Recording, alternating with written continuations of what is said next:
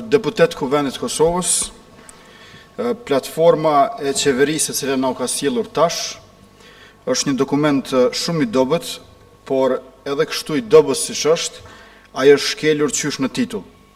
Thuhet platforma e qeverisë së Republikës Kosovës për dialogun teknik ndërshtetror midis Republikës Kosovës dhe Republikës Serbisë.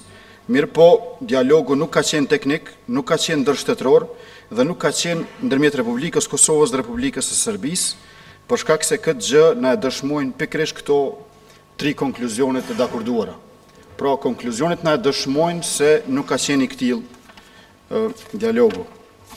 Në faqen 3 të kësaj platforme thuhet që dialogu teknik ndërshtetror edhe njëherë midis Republikës Kosovës dhe Republikës Serbisë është konform rezolutës së Asamblesë Përgjithshme të OKB-s datës 9 shtator 2010. Mirë po, kjo rezolutë nuk e quan dialogun as teknik, as ndërshtetror dhe as ndërmjet Republikës Kosovës dhe Republikës së Serbisë.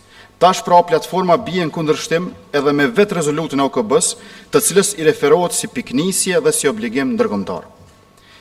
Në të njëjtën faqe thuhet se me këtë dialog ne synojmë zgjidhjen e çështjeve teknike që kanë rënduar marrëdhëniet midis Kosovës dhe Serbisë që nga periudha e luftës. Marrëdhëniet e rënduara nuk janë për shkak të çështjeve të pazgjidhura teknike, por politike. Mandej, duke gjetur zgjedhjet, Kosova do të përshpejtojë realizimin e synimeve të saj evropiane dhe euroatlantike. Vetëm me zgjidhje të çështjeve teknike nuk ecet para, sepse problemet janë politike. Ne s'kemi ngecur teknikisht, por para së gjithash kemi ngecur politikisht.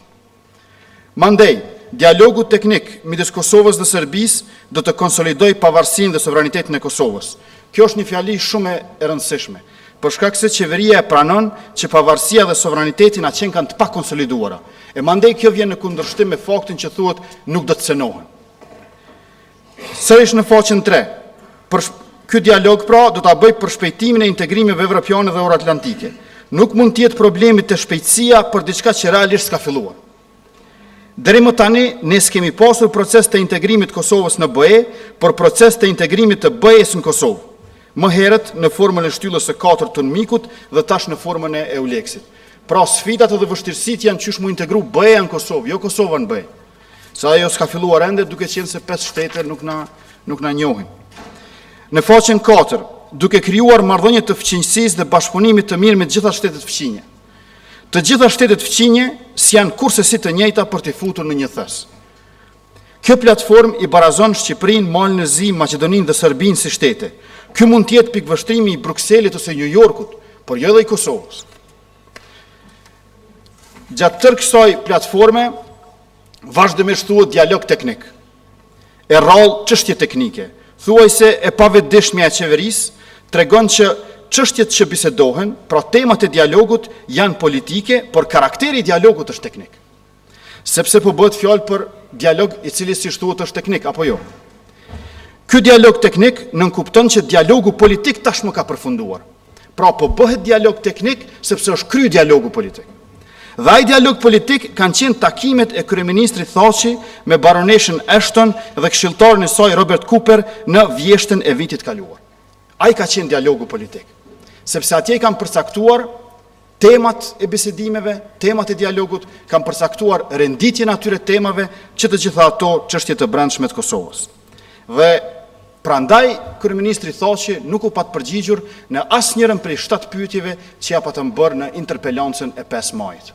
Sepse ai dialog që e ka bërë ky me baroneshën Ashton edhe me këshilltarin Cooper është shumë më i rëndësishëm se ky dialogu teknik i zënës kryeministrës Tahiri, sepse atje është përcaktuar korniza, baza, temat, renditja e tyre. Ajo është pjesa kryesore e bisedimeve. Te parimit e dialogut teknik thuhet Republikës Serbisë. Kosova pra po e pranon Republikën e Serbisë. Kjo qeveri e Kosovës e ka pranuar Republikën e Serbisë. Kjo është qëndrim zyrtar i saj në platformë. Por për shkak të kushtetutës së saj, kushtetutës Serbisë, kjo do të thotë që kjo qeveri e konteston Republikën e Kosovës, sepse nuk mundesh me e njoftë Republikën e Serbisë nga pozita e zyrtarit të Republikës Kosovës pa e kontestu Republikën e Kosovës për shkak të kushtetutës Serbisë, e cila thotë që Kosova është pjesë e Serbisë. Mandej, Thuhet që ky dialog nuk do ta prek në asnjë rast sovranitetin e Kosovës, pavarësinë, integritetin territorial etc. Pra kjo tash bën kundërshtim me atë që u tha se ky dialog do të përdoret për konsolidimin e pavarësisë së sovranitetit.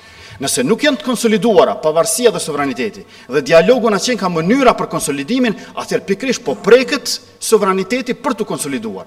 E nëse është i konsoliduar, siç në fillim thuhet se nuk është, atëherë do të mund thuhej që nuk po preket. Mirë po këtu pra po preket sovraniteti edhe pavarësia, sepse kjo qeveri e Kosovës beson që duke e prek me dialog pavarësinë dhe sovranitetin, tre thotë që janë të pakonsoliduara.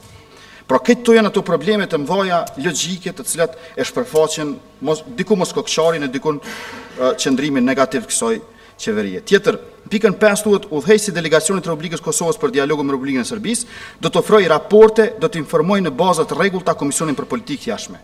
Zëvendës kryeministja Edita Tahiri ka qenë vetëm një herë në Komisionin për Punë të Jashtme me datën 8 prill dhe mandeja ka anuluar pjesëmarrjen në takimin e radhës me datën 24 qershor.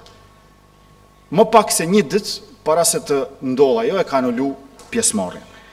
Prandaj kjo e tregon edhe një herë që s'ka transparencë. Me 8 prill e kemi kuptuar një gjë. Në fillim më thanë që mos na i kërko transkriptet dhe procesat verbale, mandej unë ju thash, a do thotë kjo që ato ekzistojnë? Dhe zëvendës kryeministja Edita Tahiri më tha, nuk mund të përgjigjem këtë pyetje. Pra, absolutisht s'ka pas transparencë gjatë këtij procesi, edhe pe këtyre konkluzioneve po shihet që nuk kanë qenë të interesuar që të shihet se çfarë po bëhet për shkak se u bë kjo gjë kaq e keqe. Gjithashtu, duhet t'ju them një përshtypje time personale. Unë e kam vrejt një shpërputhje midis dijes edhe mençurisë së zëvendës kryeministres Edita Tahiri, edhe bindjes së saj për mençurinë dhe dijen e saj. Nuk po them që është e pamençur, nuk po them që është e paditur, por mendimi që ka kjo për veten, për dijen e saj, për mençurinë e saj, besoni është në shpërputhje më që e ka. Edhe a dim se është problemi me këtu. Problemi se kjo është çështje shumë serioze. Problemi është se pikërisht që kjo shpërputhje midis asaj që njeriu mendon për veten edhe asaj që është e prodhon një vetbesim artificial që ja sheh krejt populli sherrin atëherë kur çaj njeriu është zëvendës kryeministër. Pra që ky vetbesim, që kjo megalomani, që ky fodullok na i bën çto konkluzione. Sepse unë po di, jam i mençur e kështu me radhë, s'keni që kam tregoni ju të tjerë, unë i di teorinë e negociatave, ky vetvlerësim i madh, ky inflacion i sedrës na i bjen mas ne çto konkluzion.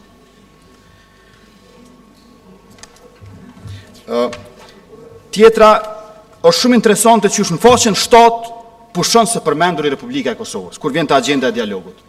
Deri te faqja 7 thuhet Republika e Kosovës, Republika e Serbisë. Pe faqja 7 te dialogu thuhet Kosovë dhe Serbi. Dhe gjithashtu pikërisht në faqen 7 kur trajtohen çështjet teknike, eliminohen emërtimet politike. Përveç që thuhet në republik, po ashtu thuhet as shtet për vend në këtë faqen 7. Dhe është interesante që thuhet në periudhën e luftës dhe të pas luftës. Pra, periudha e para luftës amnestohet Serbia. Nuk ka nis problemet tona me Serbin, vetëm në luftë dhe në pas luftë. Këtë do të mund të thoshin Kroacia, Bosnia, Slovenia, të cilët kanë pas probleme me Serbin vetëm gjatë luftës, edhe pas luftës. Kosova ka pas probleme me Serbin prej shekullit 19. Edhe këtu të thuhet që problemet teknike të krijuara në periudhën e luftës edhe pas luftës. Kjo është e pandershme. Kjo është me mohu edhe me zhduk historinë. Problemet tona janë shumë më të hershme se sa të luftës. Veç kujton apartheidin për shembull të viteve të 90-ta. E ku janë dëbimet e shqiptarëve, kolonizimi, reforma agrare, Rankoviçi, planet e tyre në shekullin 19. Të gjitha këto hiqen në emër të asaj që kena pas veç problemet luftës. Jo, lufta është kulmi i problemeve. Kurse si piknisja atyre. Tjetër, thuhet që të bëhet kthimi dokumentacionit të marrë nga Serbia. Dokumentacioni është marrë, po thuhet sipas kësaj qeverie nga Serbia në kohë të luftës. Edhe natyrisht që mandej kthimin a del çështje teknike, po nuk është marrë, po është plaçkit, është vjedh. Këta po dëshirojnë aktin kriminal të Serbisë me zhvesh nga motivi kriminal e politikës saj dhe kësaj bëhet teknika ajo. Shërbim më të mirë Serbisë nuk mundesh me i bë. Mandej, thojnë, e kthimi e eksponateve të trashëgimisë kulturore të marra të huazuara. Qysh na pas ka marrë hua të trashëgiminë kulturore? Edhe çka tash do të më na pagu Shiraqin e ka pas me hua ato gjatë kësaj kohe? Pra, apo e kuptoni qysh e bojnë depolitizimin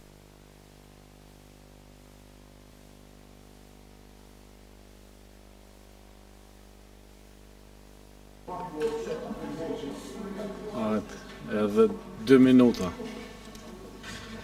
Tjetër, në këto çështjet dhe problemet e krijuara në periodat e luftës dhe të pas luftës, askund s'përmenet strukturat ilegale të Serbisë, shtypja e shqiptarëve në Preshevë, Medveç, Bujanovc, vjedhja e depozitave bankare të qytetarëve të Kosovës, krimet e luftës, krimet e agresionit dhe okupimit. Neve këtu kryeministri thaqë dhe qeveria na flasin për luginën e Preshevës, mos u fol mu. Shko fol atje në Bruksel për luginën e Preshevës, po atje se kanë qel gojën kurrë. Neve na flasin këtu tash për Preshevë, Medveç e Bujanovc. Neve na flasin për bashkim kombëtar. A çka flasin këta me ndërkombëtar për bashkim kombëtar e ka tregu WikiLeaks-i. Këta thojnë aman Amerikan na e marrin Shqipnin mos na përzije. Kjo e ka tregu. Që çka flasin këta me ndërkombëtar? Para se me dalë ndërkombëtarët kundër bashkimit kombëtar, janë këta ata të cilët në takimin ndërkombëtar dalin kundër bashkimit kombëtar. Prandaj jemi në këtë gjendje.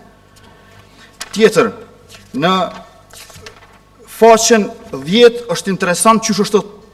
Unë nuk besoj që këta kanë bërë me qëllim, po fillojnë me fol për çështje praktike.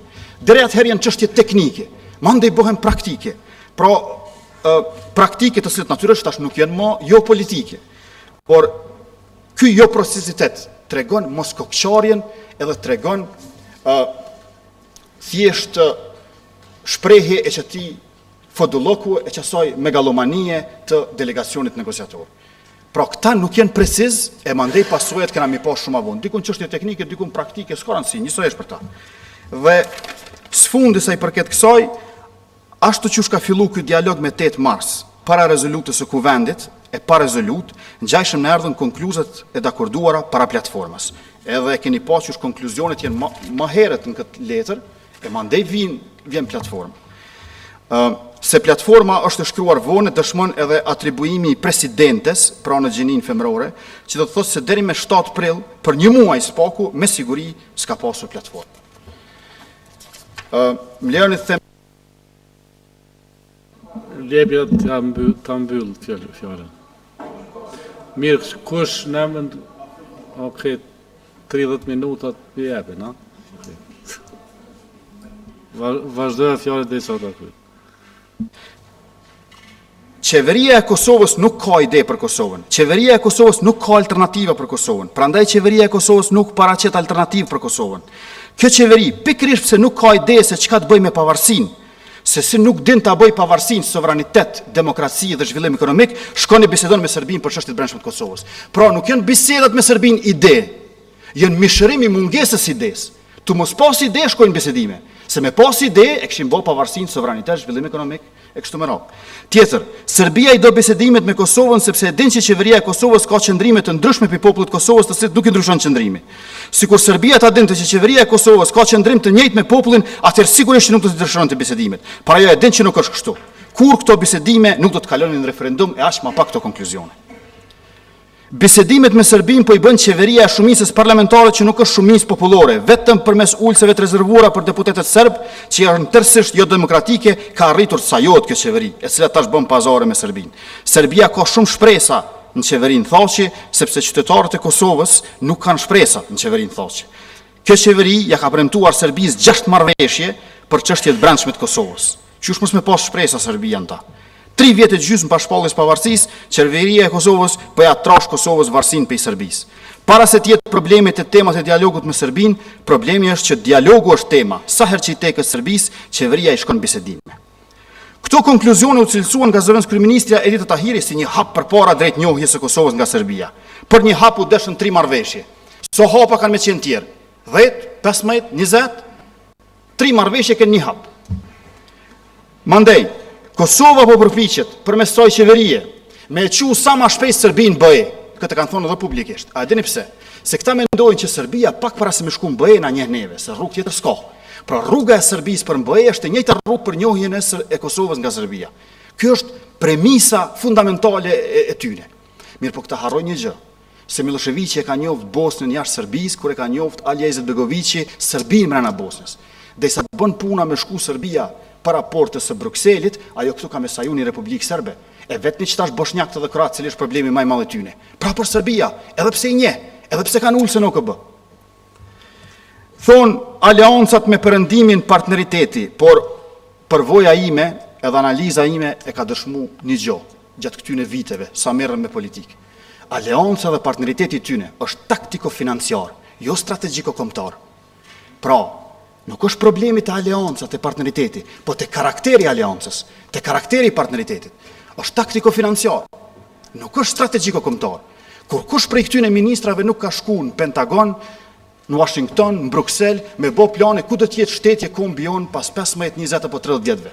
Këta mendojnë veç sot, eventualisht për muajin gusht. Shtatori s'dihet. Taktiko-financiare i kanë aleancat. Ç'to është problemi? Nuk është puna vetëm me pas aleat, me qenë partner, por çfarë karakteri ka çaj partneritet?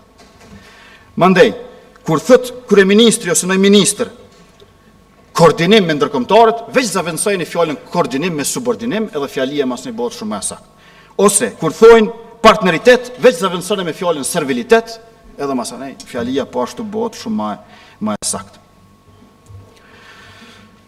Nëse ne pas kemi marrëdhënie shumë të ngushta me bashkësinë ndërkombëtare, partneritet të shkëlqyshëm, aleancë të fuqishme, pse kemi këtë varfëri, këtë papunësi, edhe kemi Mitrovicën e ndome? Si bëhet që na i kemi marrëdhënie kaq të mira me bashkësinë ndërkombëtare e kena Mitrovicën e ndome? Këtu dikush po rran. E ju s'keni nevojë për imagjinat shumë zhvillume me marrë vesh se kush po rran këtu. Pra, këta marrëdhëniet me ndërkombëtar i kanë taktiko-financiare edhe për pushtet, jo për shtet. Prandaj përkundër marrëdhënieve të shkëlqyeshme kemi varfëninë më të madhe në Evropë, e kemi papunësinë më të madhe në Evropë, edhe kemi Mitrovicën e ndome 12 vjet mas lufte. Nëse kemi marrëdhënie të shkëlqyeshme, pse s'u bashku Mitrovica? Se marrëdhëniet shkëlqyeshme kanë këta vet, jo për popullin tonë, për shtetin tonë. Tjetër, me këto marrëveshje Serbia po fiton nga Kosova pa i premtuar asgjë asaj, ndërkaq Kosova po fiton premtime nga BE-ja pa hyrë në kurfar marrëveshje me të. Në fund, lejoni të them diçka për projektin e Bashkësisë Evropiane në Kosovë, ku qëndron problemi thelbësor. Prej takimeve që i kum pasur me ta, me zyrtarët e Brukselit, përshtypja ime përfundimtare është kjo, që ata shtetëndërtimin në Kosovë nuk e shohin si ndërtim të shtetit, po si ndërtim të shtetit antar të BE-s. Kjo tingëllon mirë, por nuk është mënyra e duhur. A e dini pse? Se përputhet me deklaratën e Peter Faithit para gati 2 vjetëve, kur pa thonë që Kosova ka me qenë sovrane një ditë. Qatë ditë kur ka me shfrytzu delegimin e sovranitetit në BE. Pra, të në kohën kemi qenë jo sovran, një ditë sovran edhe në BE.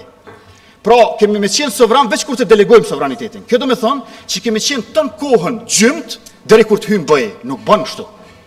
Sekuencë e gabuar është kjo.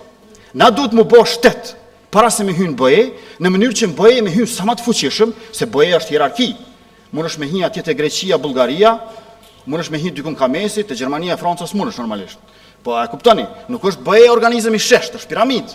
Sa më fuqishëm që të hysh, aq më mirë ke punë edhe aty. Mirë, po nëse ne do ta kemi veç një ditë sovranitet, atëherë ne do të humbim shumë. Prandaj është me rëndësi që në këto vite të bëhemi shtet sovran me zhvillim ekonomik, në mënyrë që të kemi shumë vite sovranitet para se të hyjmë BE, që s'duket që ka gjasa me ndodhë në këtë dekadë. Pra, kjo është dallimi në qasje që duhet me pas na, si shtet ndërtues vendor me BE-n. BE-ja synon me ndërtu shtet antar, na duhet me synu me ndërtu shtet. E këtu është një farë tensioni të cilin ne mund të tejkalojmë vetëm nëse kemi qeverit pavarur e sovrane në një shtet pavarur. A nëse e kemi qeverinë e varur në shtet të pavarur, qeveria e varur ta varë edhe shtetin. Faleminderit. Faleminderit, kryeministri tha që ka fjalë